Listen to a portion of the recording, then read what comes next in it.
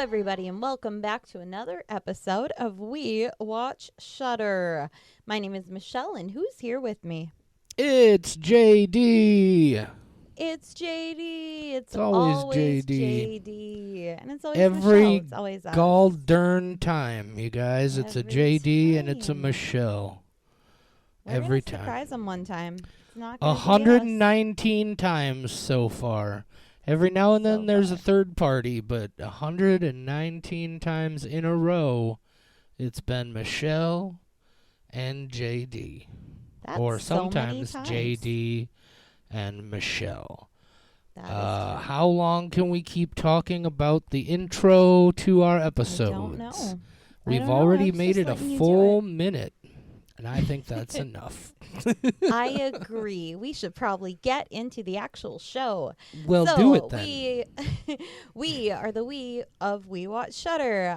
We Yep. watch Shudder. It's great. And we did not have a new movie from Shudder today, so we had to go check out something in their catalog that was a little bit older. This was a Shudder exclusive called Lake Bodom. So Lake as Bodom. we do it, you're in the singing mood today. Yes. As we do, we're going to read just the one-line description from IMDb because the one from Shudder is way too long and tells too much.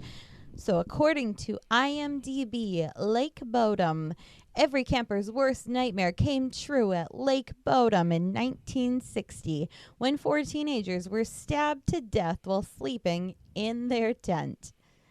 A Shudder exclusive. What I love about Yeah. Mm-hmm. Mhm. about that IMDb description is it is very short and to the point, and it has absolutely it's the story of the real life 1960 Lake Bodom murders, but it has absolutely nothing to do with the movie plot itself. I also love that. It is the it's, opposite of a spoiler. Yeah, it tells you literally nothing except the root of what this movie is about.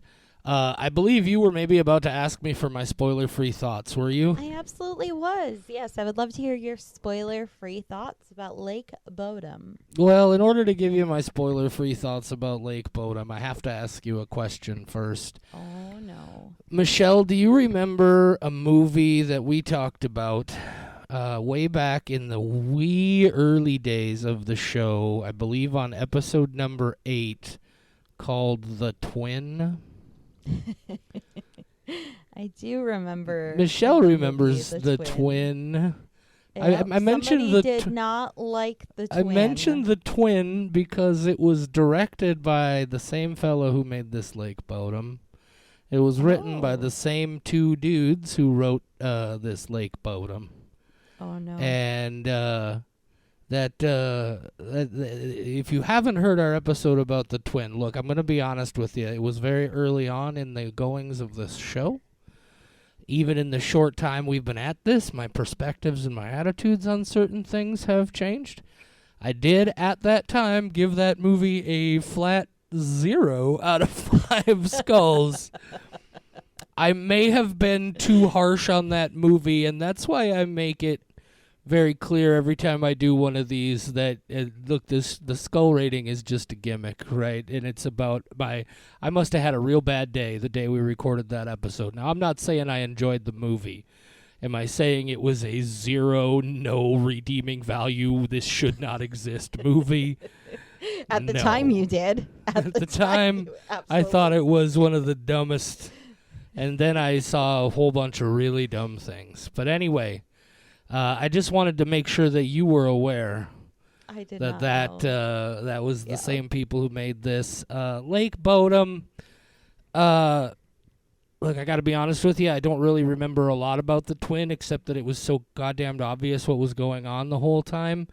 This movie, I mean, I didn't hate it, but the story is real weird because, like there's one reveal, and oh no, there's another reveal, and oh shit, there's another reveal, and it just keeps layering these turns and turns and turns in a way that doesn't feel earned by the story, but more just a way to keep telling more story. And I was not at any point invested in any of these characters. And as, people getting killed off in the woods movies goes, I've seen so much better.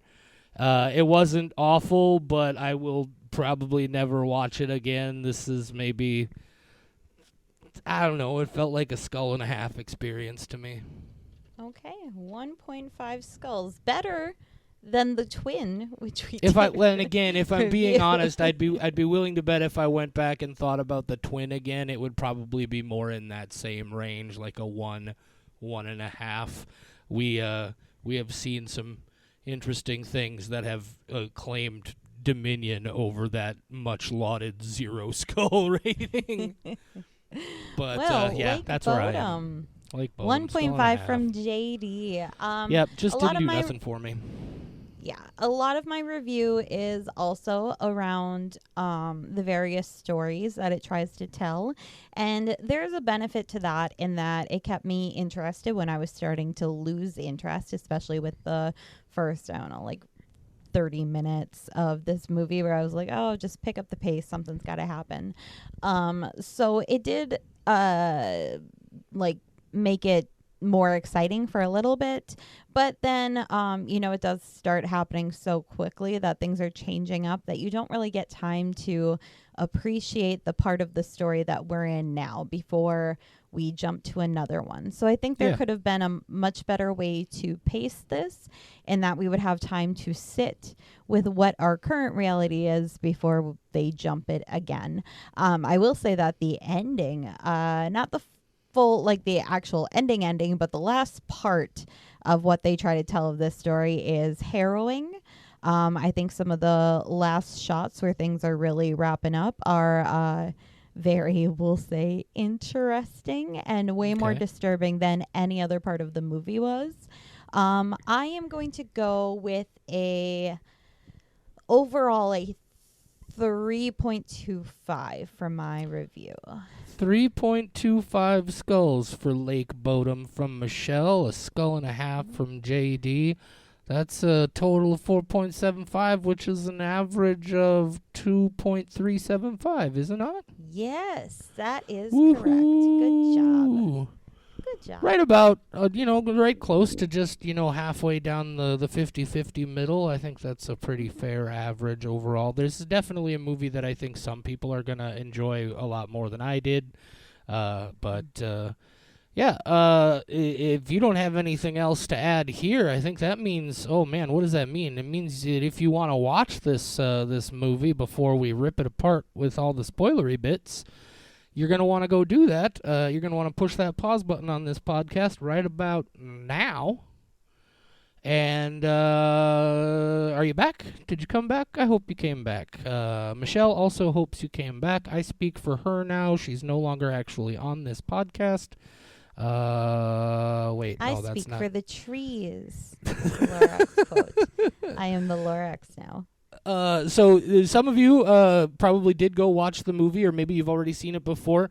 For those of you who have not watched the movie because maybe you just want to hear us talk about it, you don't, some of you are out there that don't actually watch the movies. You weirdos, I love you. Let me try to run through the basic plot of this movie for you, just so you can have an understanding where we're coming from. So, in order to understand, this movie is based on or centered around, inspired by a real thing that happened in Finland back in 1960. Two 15-year-old girls and their 18-year-old boyfriends went out camping beside this lake called Bodom in Finland, and they 3 of them were murdered, and one of them was beat up real bad, close to murdered, but survived.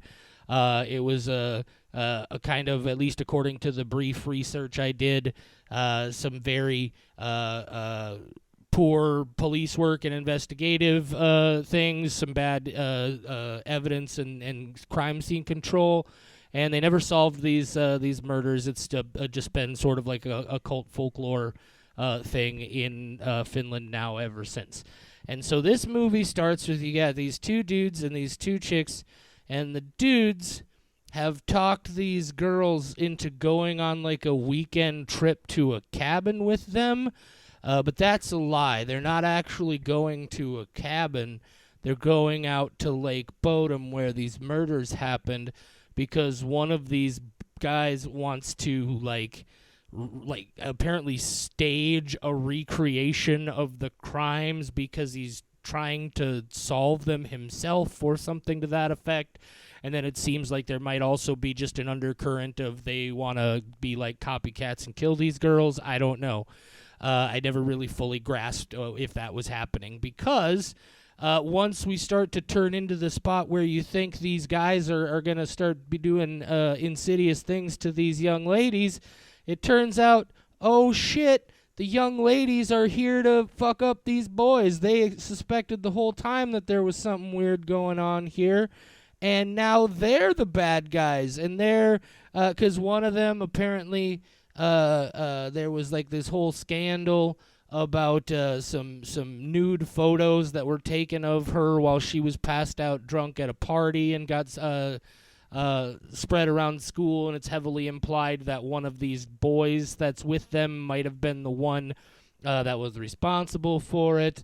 And it's this that now they're out there doing this copycat killing at Lake Bodom, and they kill these two dudes, and they're getting ready to leave, and then one of them, the one who had the pictures taken of her, there's this whole bit where it turns out that the other girl was the one who started the whole rumor, and there never really were any pictures, and she was just pissed because this girl was after this guy that she wanted to get with. And so now the two girls who killed the two boys turn on each other, and they're in a fight to save their lives. But oh, don't stop now, because it turns out they didn't kill the first boy in the first place. There's actually a Lake Bodom killer, Jason Voorhees style, just living out in the woods, who turns up and starts going after and then I'm not going to lie to you, Michelle. At some point, I kind of started tuning out, and I'm not even entirely certain. You mentioned that there's stuff that happens at the end here that you found particularly harrowing. I think I summarized the plot pretty succinctly, maybe not efficiently, but why don't you take it from here and you tell me what you thought was so harrowing about the end of this film?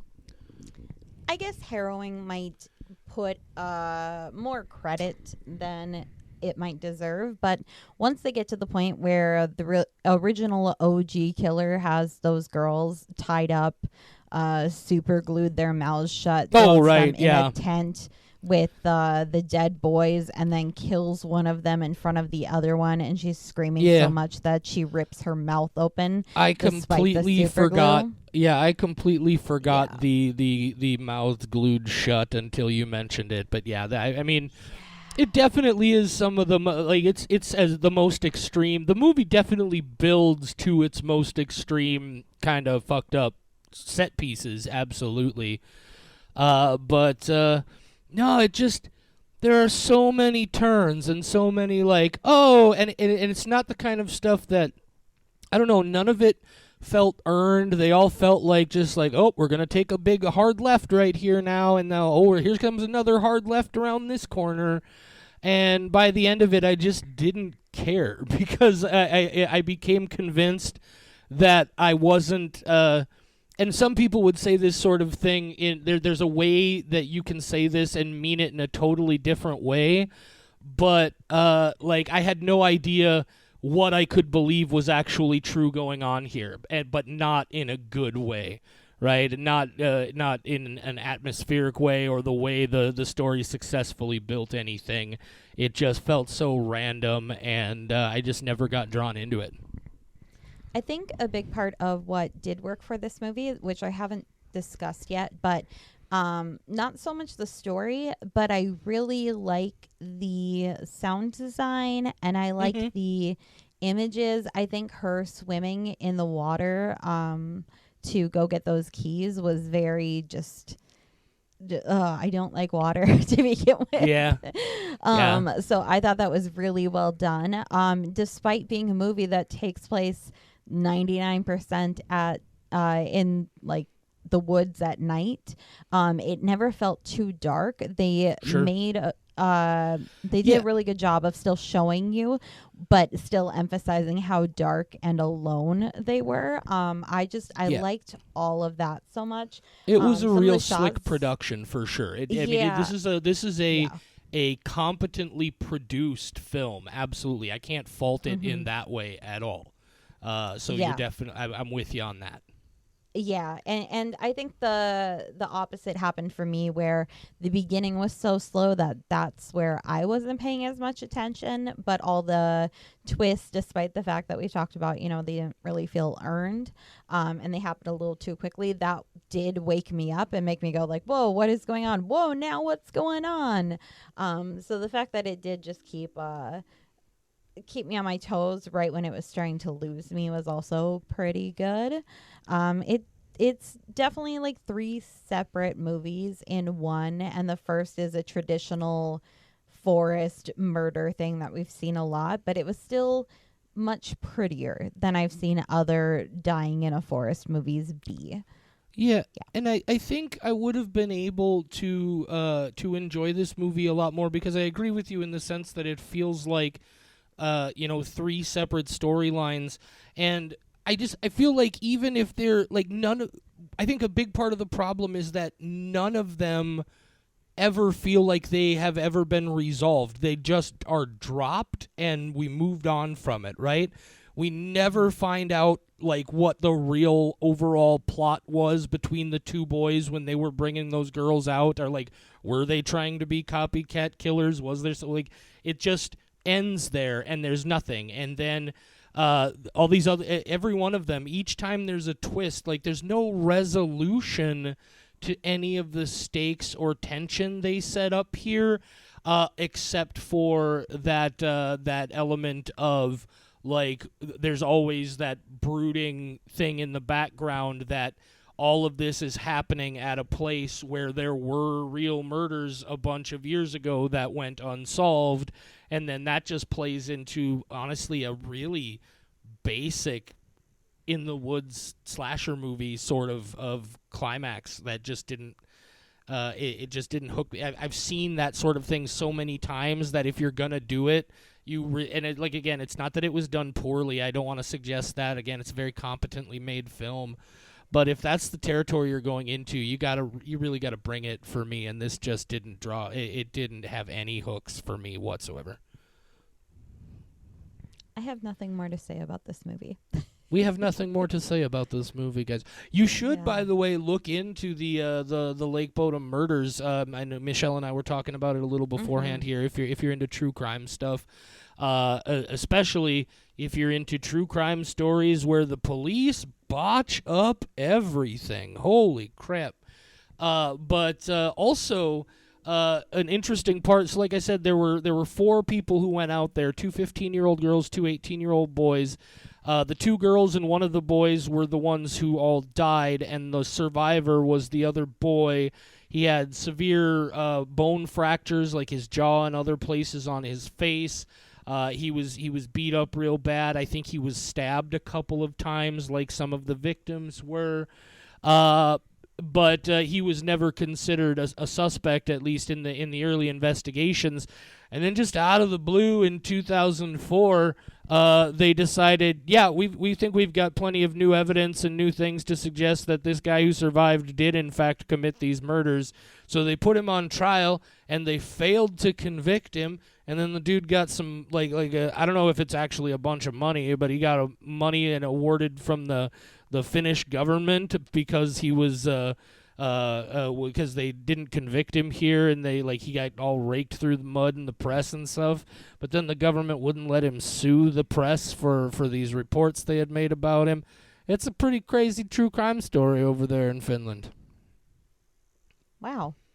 And just like in Finland, I am finished talking about this movie. There's also, I mentioned it last week, there's a heavy metal band from Finland called Children of Bodom that takes their name from the famous crimes over there. If you're into more sort of thrashy melodic heavy metal, which I know, Michelle, that's just like, oh man. I love Five Finger Death Punch.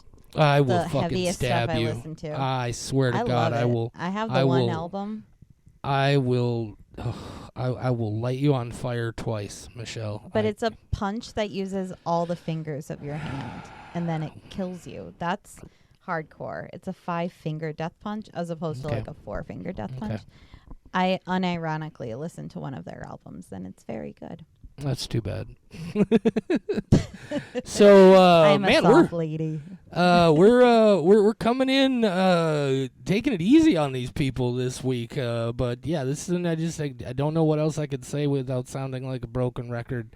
It might be for you, it might not. Oh, you know what we should do, Michelle, is we should find some reviews here, some very positive reviews that other people have shared. Even the reviews are kind of meh. There's no good reviews on this movie. I don't know. The very first one on my screen says it's 5 skulls, and it says I loved every minute of it, just the right amount of gore and suspense, courtesy of glowing hair clip. Yeah, it's just a boring review, though. I like the ones where they go a little extreme with it. Oh, sure. It's kind of like this movie. Oh, this comment, meh. I feel that zebrafish. That one I definitely. Oh, one thing I did want to mention is that today I got an email from our friends at Shudder. Oh, and you it did? said important information about your Shudder subscription, and I got very excited, and I thought, wow, they're finally going to let me have my subscription for free because I do such a good job of promoting their podcast. But no, they are increasing their price by $1. And I went, Shudder, how dare Come on, you? buddies. I am going to pay to have the annual subscription, though, because that is only $56.99. So you know what? I'm going to go get a year of Shudder for $57 instead of a year of Shudder for free, when I do such a great job of telling people to subscribe to them for very middling movies like Lake Bodom. You're welcome, Shudder. I am trying to convince people to watch Lake Bodom. Is anybody else out there doing that? Probably not. There is one other review on here that I think is okay. It's a 4-skull review from Vamp Fan. It says, I really enjoyed this. It kept me engaged from start to finish. The subtitles were easy to ignore after a while. I don't know why you would ignore the subtitles. You should be reading those, I guess, unless you speak Finnish, maybe? Maybe Vamp Fan speaks Finnish. Anyway, not a dull moment in this, and plenty of twists and turns. Probably one of the best I've seen on Shudder. So well done. Keep it up. One of the best I've seen on Shudder, and it's only 4 skulls. Maybe that wasn't the review I wanted to read. I don't know. But no. They don't even for like what it's horror movies. What are they doing? For what it's worth, Michelle, I still have not even gotten that email about the price of my Shudder subscription going up. So, I mean, at least they care enough to tell you that they're going to be taking more of your money. How much am I paying for Shudder today? Is this actually $1 cheaper? It How doesn't much? Tell me what my currently. How much are you paying? $6.99. How much are you paying, Michelle? $6.99 is the new price, I believe, is what it would be. Yeah. Man, this podcast has devolved into... It is going up $1. Shudder. I'm on Google. They're charging me $1 to love their service. It's okay. I'm it's gonna worth go back it. to Netflix. I won't. I absolutely will not. God. No. Netflix is great for, like, every now and then there's a movie you hear about that you gotta watch there, so you, like, make another free Gmail email address and just go sign up for yet another free trial just long enough to watch that movie and then move on with your life. I have had a Netflix subscription for as long as I can remember, and I don't even watch it all the time. I have all of the services. Yeah, there was a period there where I also had all of the services. They all do those crazy Black Friday sales where you can get a full year for... Why are we talking about this on our podcast, Michelle? We should be talking about Shudder movies. What are we talking about next week? We got a good, fun, special episode next week. What are we doing? Next week, we are watching a movie I had never even heard of called Winter Beast. Winter Beast! Have you seen Winter Beast, folks out there in Shudderland?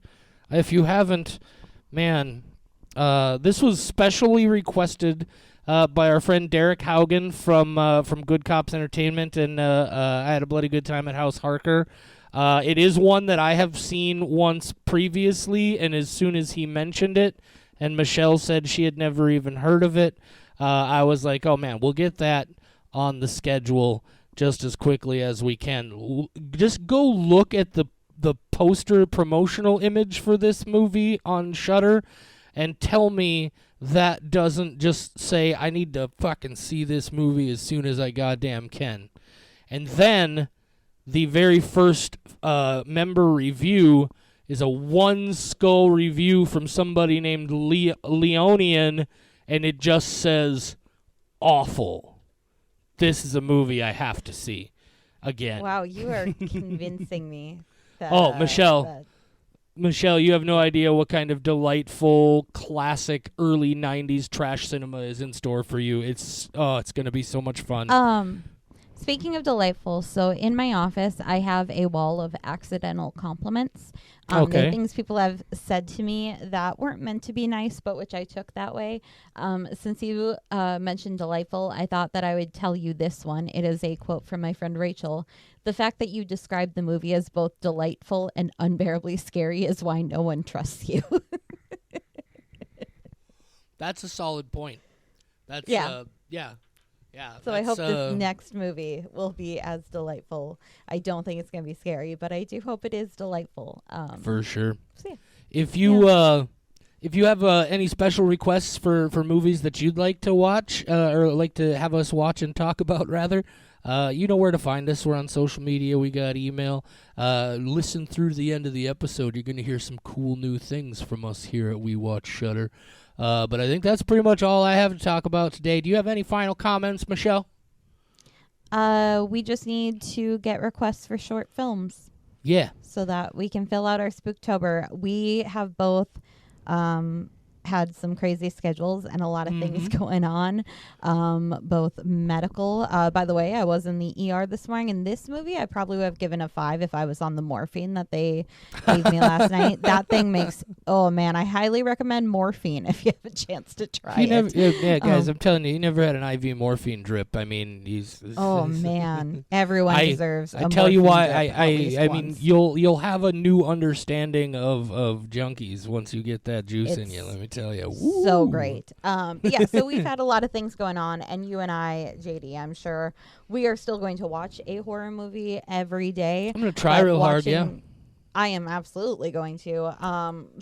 But watching and then recording every day is just not going to happen this year. So we're doing a bunch of shorts. Yeah, we're going to do shorts because that's going to be much, much easier for us to still watch something. And hopefully the people who listen to us will have a little bit more of an opportunity to devote 15 minutes to watching a short film from a lesser known creator for a lot of them. And also going to be very much, going to be very much shooting, obviously, because these are short films. For those episodes to just be more little, just like mini tastes for you. We're not going to ask you to give us 30 to 60 minutes of your time every day this October again. What? Why are you jinxing it? We're absolutely going to hit the 30-minute mark for all of them. We know that. Oh, I don't know about that. We'll find. See. We'll all find out together, as I am so fond of saying in our episode descriptions. We'll all find out together. All right, then. Thank you guys for tuning in to another episode of We Watch Shudder. This has been Lake Bodom. My name is JD. Say goodnight, Michelle. Good night, Michelle.